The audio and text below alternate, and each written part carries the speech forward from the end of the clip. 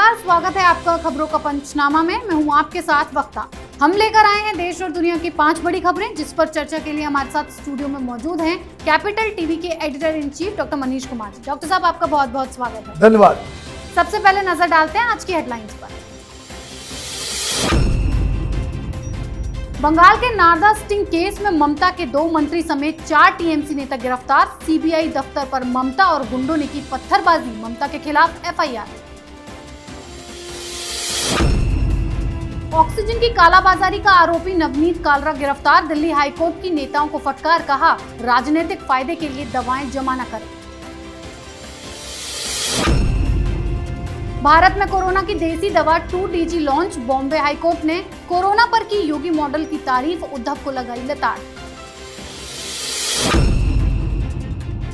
हिंदू साधु संतों को मारने की साजिश रच रहा है जैश। नरसिंहानंद सरस्वती की हत्या की साजिश में गिरफ्तार शख्स का सनसनीखेज खुलासा।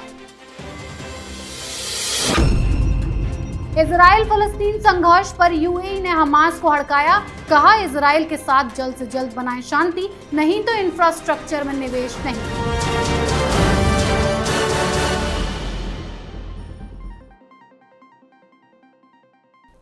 पहली खबर में बात करेंगे बंगाल के बवाल पर। बंगाल के नारदा स्टिंग केस में ममता सरकार की मुश्किलें बढ़ गई हैं। सीबीआई ने नारदा केस में टीएमसी नेताओं के ठिकानों पर छापेमारी की। मंत्री फिरहाद हाकिम, सुब्रत मुखर्जी, विधायक मदन मित्रा और पूर्व मेयर शोभन चटर्जी को गिरफ्तार कर लिया गया।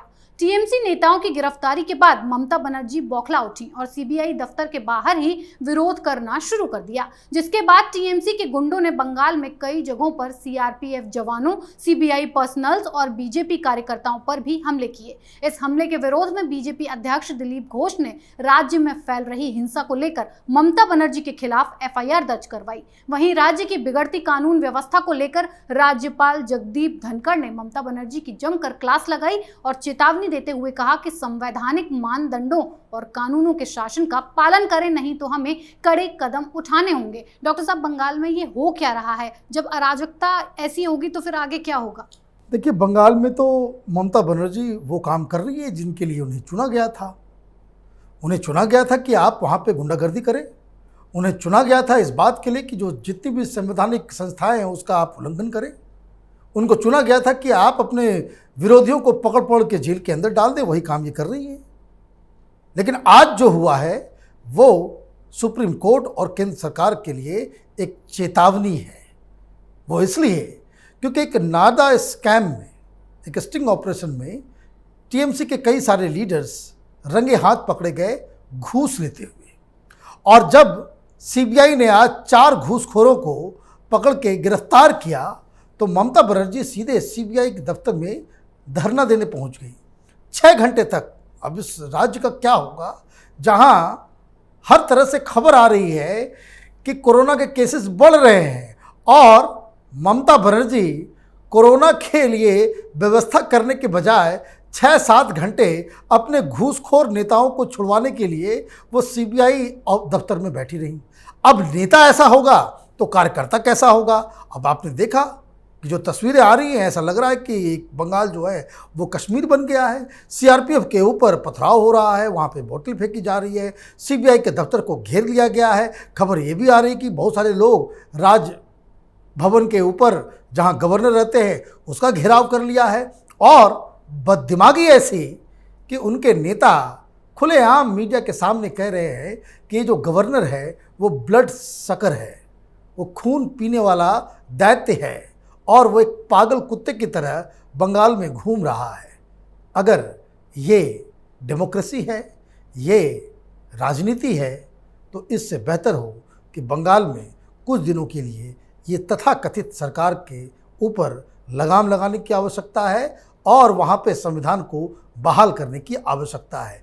क्योंकि ममता बनर्जी जिस शपथ के बाद मुख्यमंत्री बनी है, उन्हीं शपथों को वो तार तार कर रही है। जी डॉक्टर साहब, अगली खबर दिल्ली में दवाओं की जमाखोरी से जुड़ी है। दिल्ली पुलिस ने ऑक्सीजन कॉन्सेंट्रेटर की कालाबाजारी के आरोपी नवनीत कालरा को गुरुग्राम से गिरफ्तार कर लिया है। नवनीत कालरा 5 मई से फरार था। वहीं अब कालाबाजारी पर दिल्ली हाईकोर्ट ने नेताओं को भी फटकार लगाई है और कहा है कि कोरोना के इलाज में इस्तेमाल होने वाली दवाई को जमा करने का काम राजनेताओं का नहीं है। राजनीतिक फायदे के लिए दवाइयों की जमाखोरी ठीक बात नहीं है। डॉक्टर साहब, एक तरफ देश पूरा कोरोना से लड़ाई लड़ रहा है तो दूसरी तरफ केजरीवाल और कालरा जैसे लोग इस लड़ाई को कमजोर बना रहे हैं। देखिए, इस कोरोना के कहर में 3 तरह के लोग सामने आए हैं। एक वो जो अपनी ड्यूटी निभा रहे हैं और जो दायित्व उन्हें दिया जा रहा है उस दायित्व को पूरी भली भांति वो निभा रहे हैं। इसमें आपके फ्रंटलाइन वर्कर्स हो गए जो अपनी जान जोखिम में डाल करके, वो सरकार के बहुत सारे ऐसे विभाग हैं, साइंटिस्ट हैं, तो ऑक्सीजन देने वाले, वो तमाम एक अलग कैटेगरी है जो इस आपदा में अपना तन मन धन लगा करके लोगों की सेवा में जुटे हुए हैं। दूसरा कैटेगरी है जो इस आपदा में भी कमाने के चक्कर में है। इस कैटेगरी में कालरा जैसे लोग हैं कि लोग एक तरफ सांसों के लिए बिल्कुल मर रहे हैं ऑक्सीजन के बगैर और ये लोग इसमें कालाबाजारी कर रहे हैं। इसमें बहुत सारे लीडर्स भी हैं जिनके घरों के अंदर से ऑक्सीजन सिलेंडर्स पकड़े गए हैं। ये लोग बेच रहे थे। फरीदाबाद में गिरफ्तारी हुई है। कोई कांग्रेस का लीडर था, कल भी एक कांग्रेस के लीडर के यहाँ से छापेमारी हुई, वो बेच रहा था, वो ब्लैक कर रहा था। तो ये दूसरा कैटेगरी है जो इसमें डॉक्टर्स भी हैं, इसमें और तमाम किस्म के लोग हैं जो इस आपदा काल में पैसे कमाने की जुनून में जो है पूरी तरीके से अंधे हो गए हैं। और तीसरा कैटेगरी है वो जो इस पूरे कोरोना की विपत्ति के दौरान अपना पीआर, अपना चेहरा चमकाने में वो लोग जो है लिप्त हैं। इस कैटेगरी में केजरीवाल हैं और भी बहुत सारे लीडर्स हैं। हाईकोर्ट ने यही बात कही है कि जो दवाई है या ऑक्सीजन है या जो कोरोना में इस्तेमाल की जाने वाली चीज़ें हैं उनका नेताओं से क्या लेना देना। अगर किसी भी नेता, किसी भी पॉलिटिकल पार्टी का हो, अगर उसके पास से दवाइयाँ निकलती हैं, ऑक्सीजन निकलता है, उनको तो इमीडिएटली गिरफ्तार करके बंद कर देना चाहिए।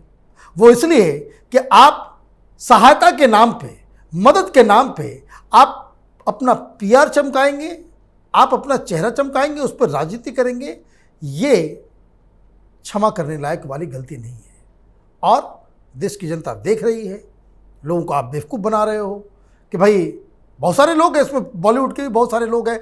अब इस बात की जांच होनी चाहिए कि जो सहायता के नाम पे, मदद के नाम पे ये कई सारे जो है वो मसीहा पैदा हो गए हैं आजकल, इन सब की करतूतों के ऊपर से भी पर्दा हटाने की ज़रूरत है। जी डॉक्टर साहब, अब बात कोरोना को मात देने वाली नई दवाई की। कोरोना के खिलाफ लड़ाई के लिए भारत में एक और दवा आ गई है। आज डीआरडीओ की तैयार की हुई दवा 2DG लॉन्च कर दी गई। रक्षा मंत्री राजनाथ सिंह और केंद्रीय स्वास्थ्य मंत्री डॉक्टर हर्षवर्धन ने कोरोना की देसी दवा की पहली खेप लॉन्च की। इस दवा को सबसे पहले दिल्ली के डीआरडीओ कोविड अस्पताल में भर्ती मरीजों को दिया जाएगा। वहीं कोरोना के खिलाफ युद्ध स्तर पर काम कर रहे सीएम योगी की जमकर तारीफ हो रही है। WHO के बाद अब बॉम्बे हाईकोर्ट ने योगी मॉडल को जमकर सराहा है और उद्धव सरकार को सीएम योगी से सीख लेने की बात कही है। डॉक्टर साहब, कोरोना को लेकर आज 2 अच्छी खबरें हैं, साथ ही कुछ नाकारा लोगों के लिए सीख भी। आप क्या कहें? देखिए, धीरे धीरे कोरोना का ग्राफ जो है वो नीचे जा रहा है। ऐसा नहीं कि टेस्टिंग कम हो रही है। कई सारे लोग इस अफवाह को उड़ा रहे हैं कि टेस्टिंग कम हो गई है इसलिए संख्या नीचे जा रही है। नहीं, ऐसी बात नहीं है। ये विपक्षी पार्टियां, ये वामपंथी, ये सारे लोग जो लाशों के ऊपर राजनीति करना चाहते हैं, इस मुसीबत के घड़ी जो है अपना चेहरा चमकाना चाहते हैं, वो तरह तरह की थ्योरी फ्लोट करते रहते हैं। हकीकत ये है कि कोरोना का असर थोड़ा कम हो रहा है। ऐसा नहीं कि फ्री हो गए हैं हम लोग, लेकिन एक जिसको कह सकते हैं कि आशा की किरण जो है अब दिख रही है कि ये ज़्यादा दिन तक ये सेकेंड फेज वो चलने वाला नहीं है। अब दूसरी बात, जो आज एक और नया कीर्तिमान जो साबित हुआ है वो हुआ है डीआरडीओ के द्वारा क्रिएट किया गया वो दवाई। बड़ी अच्छी बात वहाँ के साइंटिस्ट बता रहे थे कि जिस साइंटिस्ट ने इस दवाई को बनाया है वो आज जब ये लॉन्च कर रहे थे तो उन्होंने बताया कि भाई हम इसे राजनाथ सिंह को ही सुपुर्द इसलिए कर रहे हैं क्योंकि मैं जब मिर्ज़ापुर में कॉलेज में पढ़ा करता था फिजिक्स, तो उस समय हमारे टीचर हुआ करते थे राजनाथ सिंह। तो प्रोफेसर राजनाथ सिंह को आज उनके चेले ने एक ऐसा गिफ्ट दिया है जो हर शिक्षक अपने छात्र से जो है वो उसकी कामना करता हो। तो ये दो खबरें थी, लेकिन बड़ी बात आई है बॉम्बे हाईकोर्ट से। बॉम्बे हाईकोर्ट ने ये जो पीआर का काम जो चल रहा है, मुख्यमंत्री को चेहरा चमकाने का, जो पूरा एक हर राज्य के मुख्यमंत्री को ये लत लग गई है, तो उसी पे कटाक्ष करते हुए बॉम्बे हाईकोर्ट ने साफ साफ कहा कि अगर आपको कैसे मैनेज करना है, किस तरीके से इतने बड़े राज्य में बहुत ही जल्दी 1-1.5 महीने के अंदर योगी सरकार ने कंट्रोल किया है, वो आपको सीखना चाहिए। और जिस तरीके से मुख्यमंत्री योगी आदित्यनाथ ज़मीन में उतर के जगह जगह घूम घूम करके सारा प्रबंधन को देख रहे हैं, उसका इंतजाम करने में जुटे हुए हैं, ऑफिसर्स को इनकरेज भी कर रहे हैं, साथ ही साथ उनसे जवाबदेही भी ले रहे हैं, ऐसा हर मुख्यमंत्री को करना चाहिए।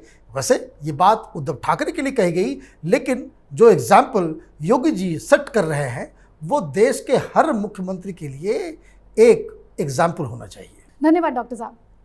अब बात भारत के साधु संतों के खिलाफ आतंकी साजिश की। दिल्ली पुलिस की स्पेशल सेल ने महंत यति नरसिंहानंद सरस्वती की हत्या की साजिश रचने के आरोप में जॉन मोहम्मद डार उर्फ जहांगीर नाम के एक शख्स को गिरफ्तार किया है। ये आरोपी जैश ए मोहम्मद का आतंकी बताया जाता है, जिसने पूछताछ में खुलासा किया है कि पाकिस्तान में हिंदू साधु संतों को मारने की साजिश रची गई थी। पुलिस ने इस आतंकी को साधु की वेशभूषा में गिरफ्तार किया है, जिसके ऊपर कोई शक न कर सके। डॉक्टर साहब, अगर एक शख्स ऐसे गिरफ्तार हुआ है तो इसका मतलब ये भी है कि कुछ और भी ऐसे ही घूम रहे होंगे? देखिए, बहुत सारे जो स्लीपर सेल जो है हिंदुस्तान के अंदर में वो व्याप्त हैं। हमारे इंटेलिजेंस एजेंसियों की बहुत सारी रिपोर्ट ये पहले से भी आ रही है कि जो निशाना जो बनाया जा रहा है अब वो बहुत चुनिंदा किस्म के लोगों को बनाया जा रहा है। इसमें जो सबसे ऊपर हैं वो हिंदू धार्मिक गुरु, संत, महात्मा, उस तरह के लोगों को टारगेट किया जा रहा है। अब इसकी जो पूछताछ हुई उसमें इसने दो महत्वपूर्ण बातें कही। एक कि ये साजिश पाकिस्तान में रची जा रही है और वहाँ पे बाकायदा ट्रेनिंग दी जा रही है कि किस तरीके से आप गेरुआ वस्त्र धारण करके हिंदू धर्म से जुड़े हुए श्लोकों को याद करके आप इन लोगों के पास नज़दीक जा कर के आप वहाँ पे अपने अगले आदेश का इंतज़ार कीजिए, रेकी कीजिए। तो अब जिस हिसाब से ये खुलासा हुआ है, इसका मतलब तो साफ है कि हिंदू टेम्पल्स हों, संत महात्मा हो, धर्मगुरु हों, उनकी जान खतरे में है। क्योंकि ये भगवाधारी बन के ये मंदिरों की रेकी कर रहे हैं, अलग अलग स्थानों की रेकी कर रहे हैं, कुंभ मेला की भी रेकी इन लोगों ने की होगी, और ऐसे क्रिटिकल जंक्चर पे ये लोग हमला कर सकते हैं जब इस देश का जो उसको कह सकते थे कि जो माहौल है उससे बिगड़ सकता है। अब ये कोई ऐसा नहीं कि अनायास सिर्फ धार्मिक कारणों से इस तरह का टारगेट किया जा रहा है।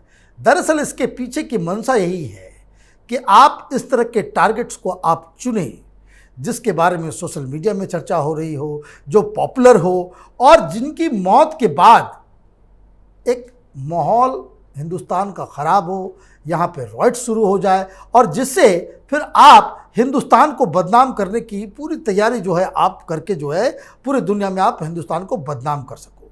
और इन लोगों के ऐसी स्थिति में जैसा देखा गया है कि हिंदुस्तान में बैठे जो जयचंद हैं, जो मीर जाफ़र हैं, वो इस तरह की घड़ियों में हिंदुस्तान के खिलाफ प्रोपेगेंडा करने के लिए न्यूयॉर्क टाइम्स पहुंच जाते हैं, वॉशिंगटन पोस्ट पहुंच जाते हैं। तो एक बहुत बड़ी साजिश है, एक छोटी सी घटना नहीं है ये कि एक शख्स पकड़ा गया है, लेकिन उसने जो बात बताई है वो हिंदुस्तान के लिए एक चिंता का विषय है और भारत की एजेंसियों को इस पे जरूर काम करना चाहिए और इसका कुछ सलूशन निकालना चाहिए। जी डॉक्टर साहब, आखिरी खबर इजराइल और हमास के बीच युद्ध से जुड़ी है। एक और जहां भारत ने इजराइल फलस्तीन विवाद पर दोनों पक्षों से शांति से काम लेने की अपील की है, तो वहीं इस्लामिक मुल्क यूएई ने हमास को कड़ी चेतावनी दी है कि वो गाजा पट्टी क्षेत्र में आतंकी गतिविधियों पर लगाम लगाए, क्योंकि इसके बिना उस क्षेत्र में जा रहे निवेश पर नकारात्मक असर पड़ेगा। बता दें कि अरब समझौते के तहत यूएई पिछले कुछ महीनों से लगातार हमास के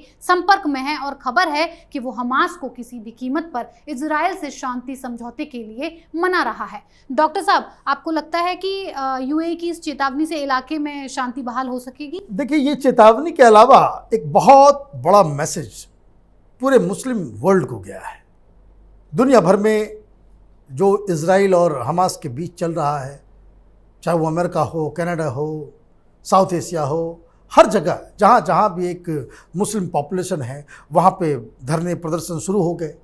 अब आईओसी की मीटिंग हुई और उसके बाद ये बयान अगर यूएई की तरफ से आता है तो ये आप मान के चलिए कि ये अकेले यूएई का बयान नहीं है, वो दरअसल एक सिग्निफिकेंट मुस्लिम कंट्रीज़ का वॉइस है जो ये कह रहा है कि हमास जो एक टेररिस्ट ऑर्गेनाइजेशन है कि आप पुल बैक करो, इजराइल से माफ़ी मांगो, अदरवाइज़ ये जो हमारा जो आर्थिक रिश्ता है वो जेपटाइज हो सकता है।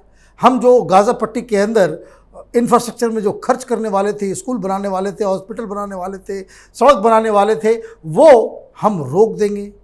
तो ये एक अपने आप में पहला संकेत बता रहा है कि ग्लोबल स्तर पे हमास ने जो काम किया है, जिस तरीके से सिविलियन पॉपुलेशन के ऊपर उसने पहल की अटैक करने की, 3-3 हज़ार आपने मिसाइल दागे, वो बात और है कि वो पहुंचा नहीं या रास्ते में ख़त्म हो गया।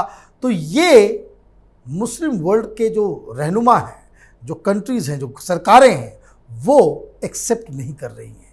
अब देखना ये है कि इजराइल के ऊपर जो ग्लोबल कम्युनिटी का, जैसा कि सोच रहे थे लोग कि भाई इसका असर इजराइल के ऊपर पड़ेगा या नहीं पड़ेगा, तो आज एक बहुत ही इम्पॉर्टेंट बयान इजराइल के डिफेंस मिनिस्टर के द्वारा आया कि कई कुछ लोग पहुंच गए थे इंटरनेशनल कोर्ट ऑफ जस्टिस में और वो ये कह रहे थे कि जो इजराइल की तरफ से कार्रवाई की गई है, जिन सैनिकों ने ये काम किया है, वो उनके खिलाफ कार्रवाई होनी चाहिए। तो वहाँ के डिफेंस मिनिस्टर ने साफ साफ कह दिया है कि हमें इन सब कोर्ट्स की, इस तरह के जांच की कोई परवाह नहीं है, हमारे ऊपर इसका कोई दबाव नहीं है। हमारे ऊपर अगर कोई भी कंट्री, कोई भी ऑर्गेनाइजेशन हमला करेगा, हम अच्छे तरीके से उसे जवाब देंगे और इसकी कीमत जो हो वो हम चुकाने के लिए तैयार हैं। मतलब ये कि डेमोक्रेसी ने अभी बैक सीट ले रखा है और जो इजराइल का एग्रेशन है उसके साथ दुनिया खड़ी नज़र आ रही है।